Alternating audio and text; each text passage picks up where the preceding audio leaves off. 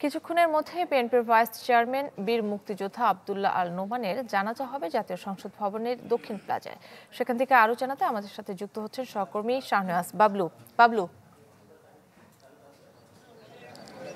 কাকলি, বর্ষিয়ান রাজনীতিবিদ BNP vice chairman Abdullah Al নোমানের যে জানাজা সংসদ ভবনের দক্ষিণ প্লাজায় যেটি হওয়ার কথা ছিল, কিছুক্ষণ পর শুরু হওয়ার কথা রয়েছে। এটা বিএনপি মহাসচিব মির্জা ফখরুল ইসলাম আলমগীর সহ দলের সিনিয়র নেতা এবং অন্যান্য রাজনৈতিক দলের নেতারা যারা আছেন তারা এখানে যোগ দেওয়ার কথা রয়েছে। আপনি দেখতে পাচ্ছেন নেতাকর্মী যারা আছেন তারা এখানেও ইতিমধ্যে আসতে শুরু করেছেন। যদিও আড়াইটায় যে জানাজা হওয়ার কথা রয়েছে, হয়তো কিছুটা বিলম্বিত হতে পারে। ইতিমধ্যে বিএনপির যুগ্ম মহাসচিব শহীদুদ্দিন চৌধুরী এখানে এসেছেন, তিনি কথা বলছেন নেতাকর্মীদের সঙ্গে। আপনি জানেন আজকে সকাল 6টার দিকে তার ধানমন্ডির যে বাসা সেখানে তিনি হঠাৎ অসুস্থ হয়ে পড়েন। তারপরে তাকে স্কয়ার হাসপাতালে নেওয়ার পর তিনি মৃত্যুবরণ করেন। কর্তব্যরত চিকিৎসক তাকে মৃত ঘোষণা করেন।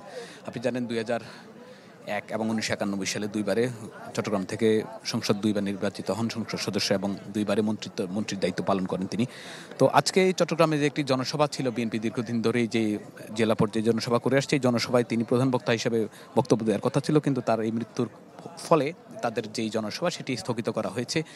আপনি জানেন যে সকালবেলা এই দুপুরের দিকে বিএনপি মহাসচিব মির্জা ফখরুল ইসলাম আলমগীর এবং দলের সিনিয়র যুগ্ম মহাসচিব রুহুল কবির রিজভী তার ধানমন্ডির বাসায় গিয়েছেন, সেখানে তার পরিবারের সঙ্গে কথা বলেছেন।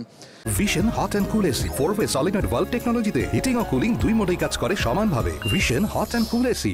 তো মহাসচিব বলেছেন যে এই যে তার প্রয়াণে দলের অনেক অপূরণীয় ক্ষতি হলো, বিশেষ করে বাংলাদেশের রাজনীতির।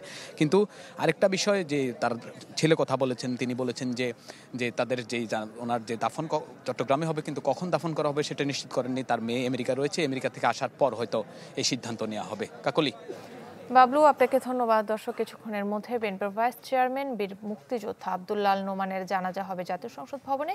সেখানকার সবশেষ খবর জানাচ্ছিলেন সহকর্মী শাহনেওয়াজ বাবলু।